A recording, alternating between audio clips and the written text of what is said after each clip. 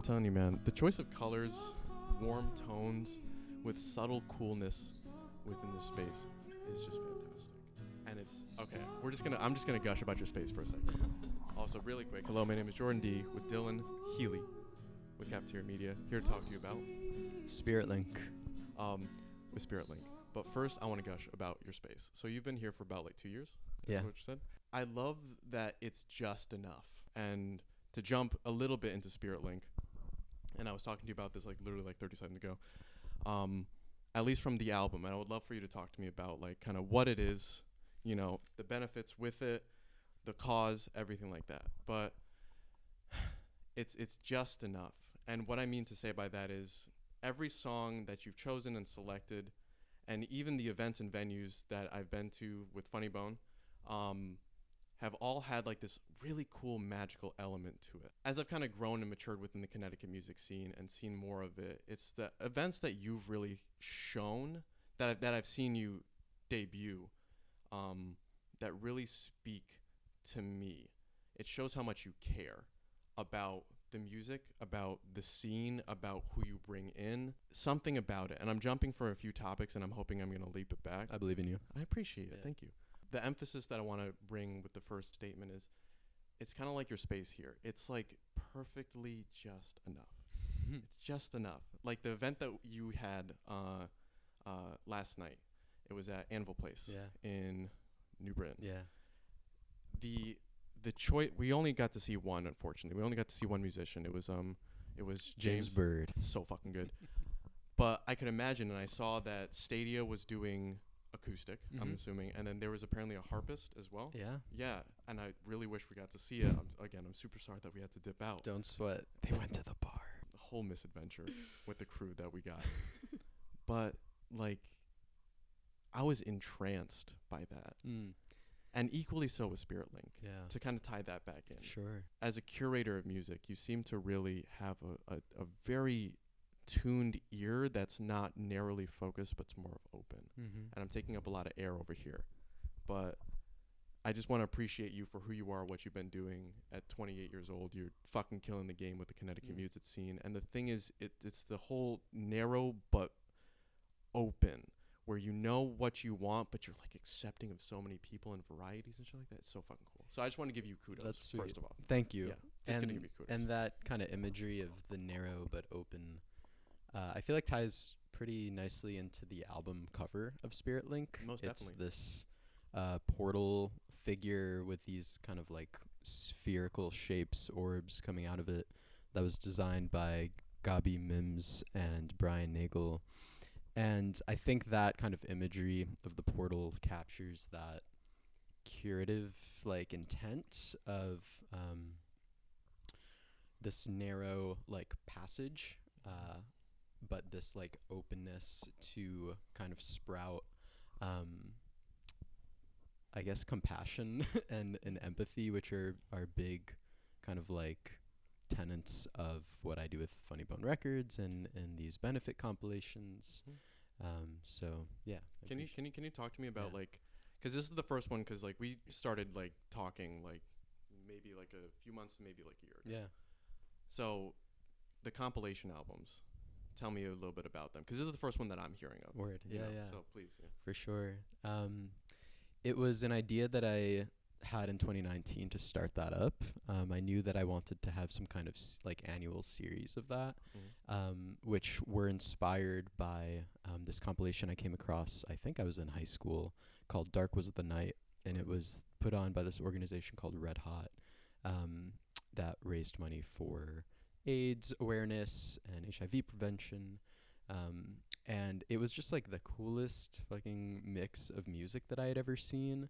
And it just put me onto the idea of what a compilation album could be. And that was around the time then that I was starting Funnybone Records and was getting to know the music scene in Connecticut, and just kind of searched for a home for just a lot of the people that I was meeting, for them to kind of just all gather their music together. So the first compilation that we put out was in 2019 called House Sounds. I dig it.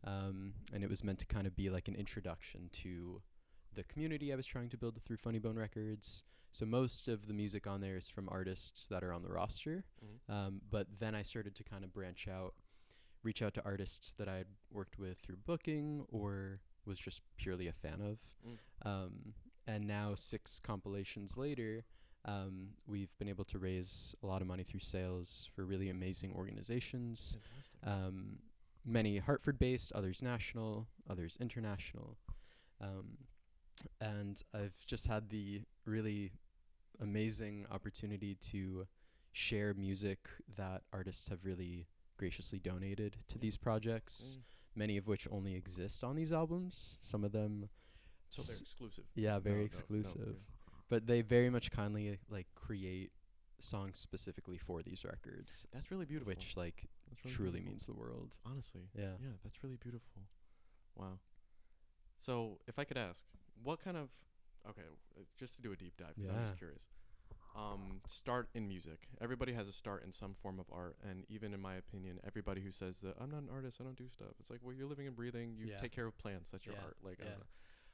What kind of is your start? Your the origin story. Yeah. You know, to get to almost here. For sure. Yeah. Well, it all began when I learned Green Day covers on the guitar. There you go. And I remember like my older sister was like, yeah, I have this cool friend who like knows guitar. Maybe she could give you some guitar lessons.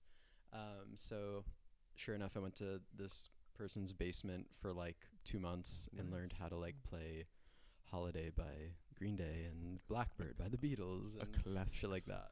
And then I went into my emo phase. And we all have one. Yep. Yeah. Learned every Yellow Card song, every My Chemical Romance song I could. Survived my emo phase and then just kind of like ventured into the indie sphere. Interesting. Which I really have to give credit to a video series called Takeaway Shows, which were these like amazing like live sessions kind of produced by this artist Vincent Moon under the name La Blagotecu. And that put me on to just artists like Beirut and The Tallest Man on Earth and Andrew Bird, St. Vincent, and that kind of just like made me more aware of music that I like actually liked. Gotcha. And from there just started to kind of like form bands and play with people that I felt like we shared similar music tastes. In college, also played in a lot of bands and started getting my hand in like booking events and concerts. Yeah, a natural progression. At University of Hartford, I started the university's first music festival called Live from the Lawn. That is really fucking cool. Which I think just celebrated maybe its 6th year, still going. So that's always cool to see. And then from there, after I graduated college, I was like, I'm just gonna start a record label. I don't know why, but I really want to. I didn't even know like a lot of artists around here yet, so I sent out a lot of emails, just kind of being like, "Hi, I like your music. I've been like listening to all your shit on Bandcamp. This is something that I'm interested in doing. Curious, like if this is a need that like could help you or whatever." And yeah, organically and steadily, the roster has grown beautifully and in waves, and it's been so interesting to kind of just see how music consumption has changed even in the past 6 years. I would love to hear your perspectives on that. Yeah, you know, streaming is that double-edged sword of accessibility and destruction. It very much is. Yeah. It very much is, You know, and I think it's made a lot of like listeners desensitized to like the artist's craft, and there just becomes so much pressure based on how streaming services design themselves now and how they push music on people. There's so much pressure for artists to release music really fast now. I was gonna say they like the want timeline. Exactly. They want the timeline between releases to be really short. Yeah. Which is like so unrealistic to me. And there's just so much emphasis on like I guess instant gratification, which is like just the fucking curse of our times, isn't it? Yeah. It's fucking and crazy. we try to like, at least in my position, trying to leverage like other mediums to experience music. I mean, I could bust out my iPod. I'm like a firm like iPod believer. I think that was the best thing that could have happened to music. I wish I still had my iPod Touch, man. Yeah. I wish I still had For my sure. iPod Touch. My iPod Nano. No doubt. Oh my god. Yeah. Yeah. I'm like such a nerd for like downloading stuff on Bandcamp, throwing it into my iTunes library. The thrill I get from syncing my iPod to my iTunes library. And it's Nothing not even like for it. like those like vintage hipster type. It's just for you. Oh yeah. It's just for you. You're Yeah. like, yes. No doubt. Yeah. Uh-huh. And yeah, I don't know. I mean, streaming is just I just wish it would go away. And I Actually. yeah, I do. I just wish we could return to the days of like I don't know. Making playlists for people is really cool, but there's something I like about the tangible aspect of burning someone a CD, making a mixtape. Yeah. It feels more personal. It does. It feels more personal. And yeah, I don't know. I'm a little old-fashioned in that sense, but anyway, tying that back to the benefit compilations, that's why it's been really important for me to put them all out in some kind of physical format. Of course. Ideally driving sales through the selling of those CDs, cassettes. This year we're doing posters of the artwork for the first time. Awesome. Yeah. So yeah, just keeping the marriage between music and artwork tight is really important to me. And that's why I love to collaborate with so many different visual artists from Connecticut and beyond.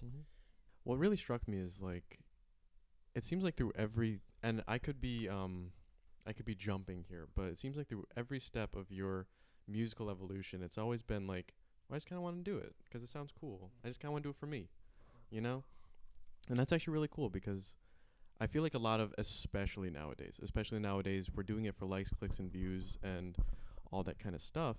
And it really is just counterintuitive to the actual creative process, which kind of like what you're talking about takes like time. Like For a good sure. album takes like 2-3 years. For sure. Yeah. And that being said, like, it reminds me of a phone call I had 2 days ago with a representative from Meta. Oh. I tried to set up an Instagram shop. Okay.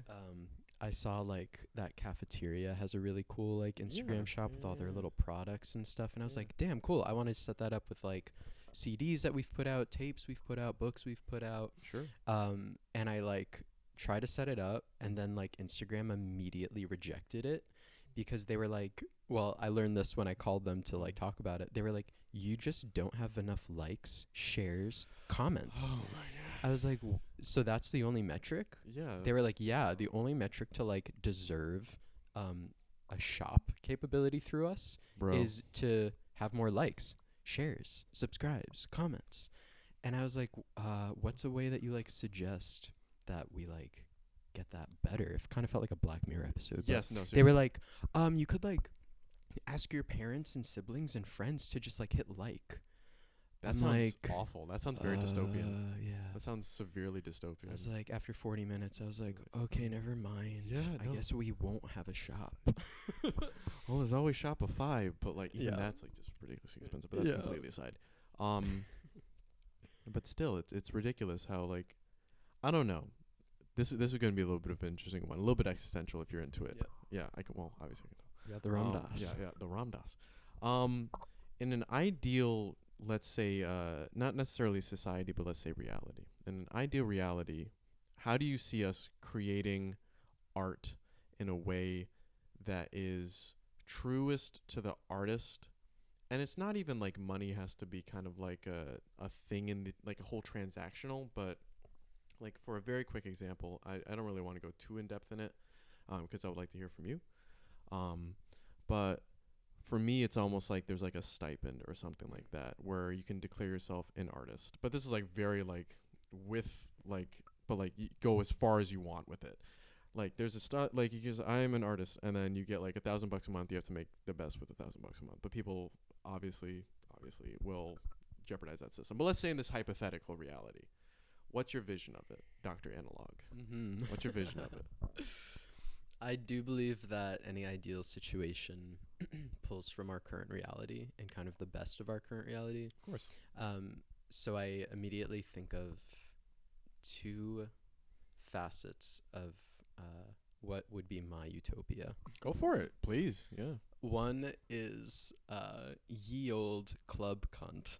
Yeah. We were there a couple weekends ago, Bro. and that was the most fun I've had And it's like in it's a long time. prospering. Yeah. Like Yeah. severely. Yeah. They've had like I think less than 10. Yeah, I think this was number 5. Yeah. Yeah. And like wow. Yeah. Wow. That to me, Yeah. that alone Mm-hmm. was utopia. I Exactly. mean, that is like the type of, that's like one of my favorite types of music. Most definitely. That is like dancing both with like my close friends, but also like people I like vaguely know, people Yeah. I really know, total strangers, like Of having a whole room like that. Yeah, totally. With everybody kind of just like there to have a good time, feel the music, support each other. I mean, that's what it's all Yeah. about. Of course. And like that to me is like one of my favorite forms of like freedom and totally. like creative expression Yeah. and just like physical catharsis. it dancing. You know, Oh my god. like my friends and I were saying on the way back that if like everybody had like a club night like that Yeah. once a month, Yeah. even, No, seriously. it would be, the world would just be a better place. It would. We'd you feel know? more connected, Yeah. more like hopefully comfortable in our own skin.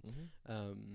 And yeah, I mean, that to me is just such a fun way to like celebrate community, you know? It very much is. Yeah. And I feel like everybody says it, but like it's not really even that true, because I feel like, and this is going to go a little bit of a tangent, Connecticut as, you know, a state is not necessarily like New York. It's not like Boston. You really have to make what you want here. And there are plenty of places and people who will back you with it, because we're all in this very much together. But that's a fantastic example where literally Club Cunt is just like it's beautiful and it's prospering, and it's almost like I feel like there's like a glitch in the matrix to some extent, where like if you do it for literally nothing else but the love, like just say fuck money. Like if you literally just do it for the love, it will succeed. Yeah. And I think that it's not even like on a time scale, because if you think about it, if you do it just for the love, if you do it just because it brings you joy and happiness, it's timeless. You don't care Absolutely. about time. Absolutely. You know, you don't care about how long it takes, because it's not even like it's just for you. It's just something that you just love doing. No doubt. And then the universe, you know, if you believe in higher forces or whatever like that, will just be like, yeah, bro, that's exactly what you need to do. Here, just keep going. And then it just provides more opportunities and steps for you to take. For sure. So that's my 2 cents on that Hell shit. yeah. Like, yeah, no, seriously. Yeah. So yeah, big kudos to Connecticut. Every They know goddamn what's day. up. They know what they're doing. Yeah. And Yeah. like like Club Con aside, just what they're doing with their zines, every day. so consistently, so beautifully, and just such a like amazing way to collect art and writing and playlists and photography from people around the state. So yeah, they totally exemplify like one of my favorite parts of what we're all trying to do here in Connecticut, because Totally. no one's handing it to us. We have No. to make it We ourselves. have to make it ourselves. So the people who are Very making sick. it themselves like mean it, and they put clearly so much love into it. And I think Yeah. that's why this is such a special place, because it's not coming out of competition No. like I see in major cities. Yeah. It's not coming out of like copious amounts of money that we're able to like achieve from it. Mhm. It's like truly coming out of like love, compassion, support for each Yeah. other. Exactly.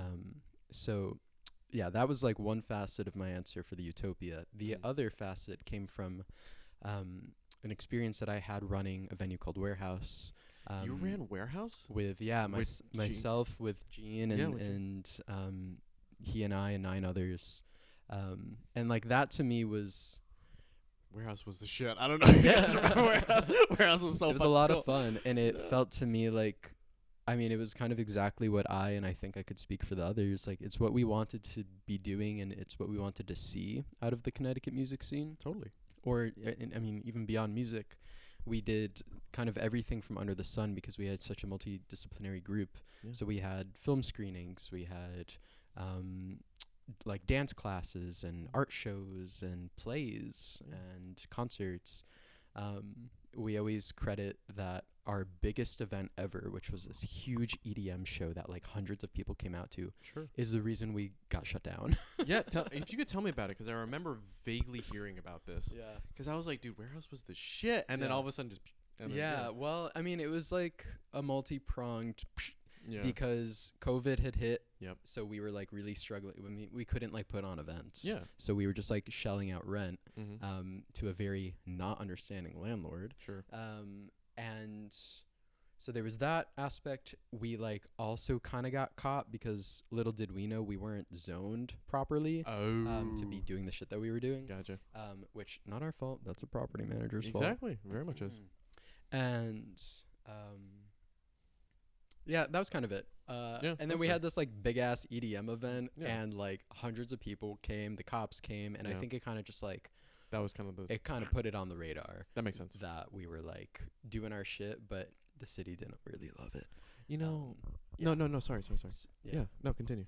So I think in the utopia, for a city and its bureaucracy to celebrate us, like celebrate people hosting, you know, events and trying to like stimulate excitement and community. Of course. In the utopia, from the community that is excited about the community. Exactly. By the way. The utopia would be for them to like celebrate and support us, not try to shut us down. No, seriously. You know, it would be that simple. Because I feel like, okay, like a little bit naive over here, but I feel like, because there is a lot of places, but I really want there just to be kind of like a warehouse or something like that, where you can just, anyone can feasibly, let's say for like, like very, very, very heavily under a K, can rent out the place and just, you know, whatever their vision is. Because I feel like that's like almost the one thing that Connecticut is really missing. And I don't want to use the word gatekeeping or anything like that, because, you know, everything is accessible to some extent. Yeah. You know, you have to know a guy who knows a guy who knows a guy who knows this guy who can maybe get you in the door. Sure. But like, regardless, and even to what you said, if you can't find it, you can make it. Yeah. So, but it would be really cool if there was like a big, effectively warehouse where people can just go and just, you know, create a community space for people. Let's say, like, it's kind of funny, but like one in Hartford, one in, you know, Middletown, and then one in fucking New Haven. For sure. And I could be naive and this already exists and I'm just not up on it. But like, you know, still. I have some hope.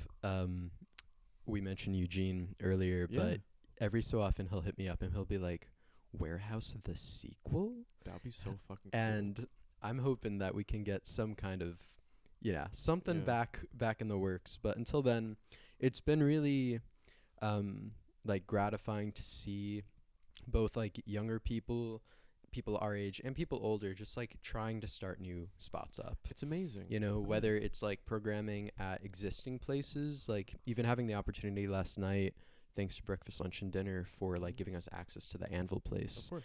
That was like a really cool spot that I didn't even know it existed prior to like hearing about the No Good Markets being there. Yeah. But then seeing how like, you know, Connecticut is now having like, I don't know if they're calling it residency, but they have like consistent access to Cafe 9 now, like, you know, for sure. Yes. Yes. And seeing how like this space in Willimantic has gone through many forms, from Psych Shack to now this screen printing spot called T-Swap. Yeah. It's cool to see how like some spaces, you know, get defunct, bye-bye, but others have new life kind of cycling through it. It's kind of cool. It's very much a Phoenix story. I would say. It's very much a Phoenix story with Connecticut. For sure. Yeah. But I'm sorry. No, I was pretty much done. But I think we are always gonna need spaces. We're always gonna need shit to do and places to go and places to perform. Of course. And I think we have enough people who really like care enough to take the time to like organize. Yeah. That like we were saying it before, but we do think Hartford's in the up and up. Yeah. I definitely think so. And hopefully we just keep going. That's the method and mythology, man. It's just to keep going, and eventually something will happen. Yeah. That's a cool thing. Keep creating. Mm-hmm. At the end of the day, just keep fucking creating, you know, and do it for the love. Don't do it for the cash, 'cause, you know, I don't know. My mom says this, and it's really cool, 'cause she often is right, 'cause moms have just like sage advice. Yeah. You know, the second you pop out, they're like, they just get it. She said, you need something to fill your heart, and you need something to fill your belly. And the way I kind of take that is, you know, your art that you create does not have to be your job. You know, you don't have to make a supreme amount of money on your art. If anything, it almost is counterintuitive. because the second you're actually, well, you guys probably can't see it, but this is a pretty good example. Like, imagine this being like one big circle, which it kind of is. The second you need to create something to get paid, to pay your rent, to not die, it's a big samsara. It's a big circle. The second you immediately put more stress on yourself to get the clicks and views, to get higher, to get higher, to get higher, to get higher, compared to just, and this is effectively what I'm trying to do, to get a little bit into the personal. Yeah. I'm just trying to get a job that I could just hold down, move out, do my shit, work my 9 to 5, 6 to whatever, do my thing. So then my art can actually prosper. Mm-hmm.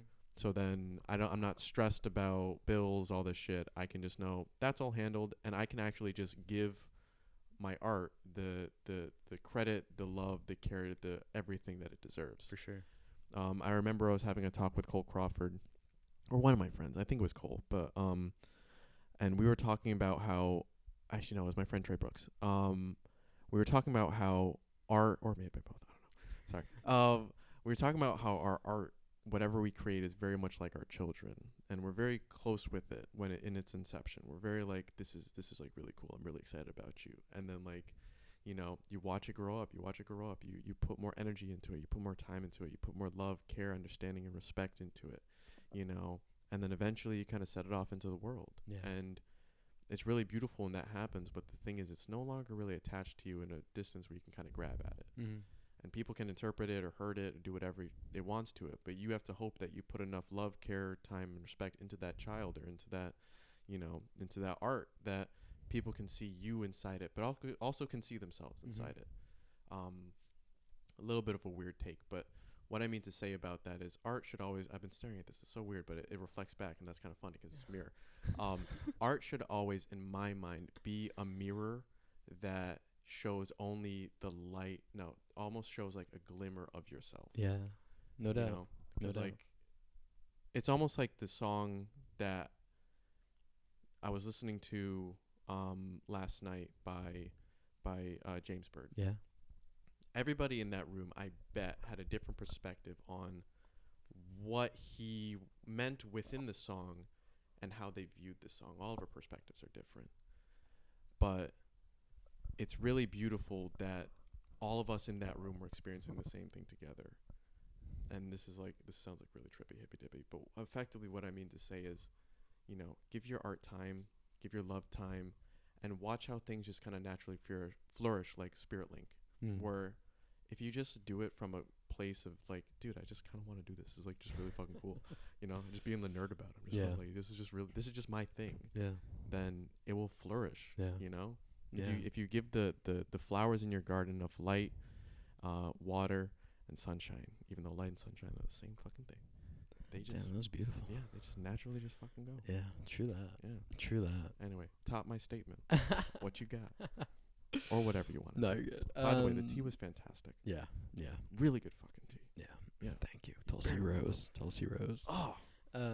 Lemon ginger myself. But this was, oh, damn. Mm-hmm. Anyway. Yeah, I mean, your thoughts? I think the hope with the benefit compilations is, I mean, I think similar to you, I think we both like archiving things, documenting. A little bit too much. Yep. A little bit documenting things. Of course. Compiling things. Yeah. Yeah, and I think that like interest and knack kind of goes hand in hand with the desire to kind of give these annual like glimpses or snapshots of almost like a time capsule. For sure. Yeah. Of like what that year's what that year looks like in Connecticut's music and arts scene. That's really beautifully said. Really beautifully said. I stumbled a little You're bit. You know what I meant. Said. Well done. But yeah, awesome. I mean, every year, like, as people move here and out of here, as venues inevitably shut down and start up, as just with the ebb and flow of any given year, the landscape changes. And it's been really beautiful to, like, see how that is reflected in the music, to kind of bring that back to your mirror point. And it really, like, is palpable. Like, as let's say, like, Figurine, for example, Ashley LaRosa, like, she's been on every single benefit compilation, and to see the progression of like a snapshot of her songs throughout the past 6 years has been like mind blowing, because just knowing her as a person, as an artist, as a collaborator, she's one of my favorite songwriters of all time, and just seeing how like life and her like creative journey has developed over the past 6 years has been one of the like fucking coolest things I've ever seen. That's fucking awesome, right? And that goes for like several different artists who have been really generously contributing to every one of the benefit compilations. Another is Jack Riley, to see how their music and like now several aliases have developed over the past 6 years has been really, really amazing. And that being said, the benefit compilations have been a really cool opportunity for artists to debut either new material or just like new artistic identities. Sure. For example, Jack Riley is debuting their new name, Darling, on this next benefit compilation. And it's just like a real honor for that to kind of be like the moment, you know, to be the first taste of like a new project. Or how I mentioned earlier, how artists will record music specifically for these compilations, you know, to just know that like, holy shit, they also believe in this idea or this project so much so that they want this piece of music to only exist here. I mean, that I like, I have a hard time wrapping my head around like the honor that is, honestly. You know. You wanted to talk about very briefly, or as long as you wish. One word. Yeah. Recording some of the music here in this very lovely space. Yeah. Kind of just mentioning like how the intention of this space is to kind of be like just enough, almost, as you said. Oh, to circle it all the way back to the beginning. It's true. Yeah. That's absolutely an intention when I am recording here. I mean, this is both my living space, but also my like studio. Yeah, you guys can't see, but it's like over here. We got shit, we got gear and shit. Yeah. And I mean, it's my favorite thing to record music in the comfort of my own home. It's a blessing and a curse, but when it's for like other people's projects, it feels like a really like comfy environment to do so, especially during the day when like the sun is coming through like every fucking window. All 4 sides. Yeah. It's amazing. But one of my favorite parts of this year's compilation was the opportunity to record several of the songs here, or even just like parts of several of the songs, from like my own project under Stadia, to Figurines song, Blues to the Island, to Human Yo-Yo song I did some vocals on, to a Changeling song, which is like a cross-continental collaboration between Samuel Sandoval, Justin Holden, and myself. And just like through all of the different tracks, while like the space here that I'm working in is consistent, it's been really cool to see how like depending on the project, it totally like changes my like headspace and approach to things. Interesting. And like for, I don't know, my own music, I could spend like 20 hours like sitting at that computer like making my harp like EQ'd better. But then in the example of a song that I recorded with Neon Amor, which is a project by Eam, they came over and she was like, yeah, I have this like melody idea. I have these lyrics like stuck on you. And we did 2 takes just like sitting right here, of me basically like improving a guitar part over their vocals. And take 2 ended up being what's on the compilation called Stuck on You. That's awesome. And I think typically like it's hard to kind of like feel like the rawest takes are the ones you're going to go with, but I think a lot of people are kind of like coming around on the idea that those are where the like most magic happens. It's very true. You know, it's very true. I see that with artists like Big Thief, and I'm now kind of becoming a firmer believer of that. Sure. So I think that's like really well exemplified on that Neon Amor track. And you'll like across the compilation, you'll kind of hear these like common kind of like sounds or textures or patterns that come from this room essentially as the source. And it's been cool to kind of see how like a room can kind of make itself known across a body of work. Exactly. Well said. It's a not just a living room, it's a living room. Oh, true that. Yeah. Look at that. Yeah. Beautiful. Oh my god. Yeah, the spaces that we exist in Yeah. also exist with us. Crazy. No doubt. No, seriously. No doubt.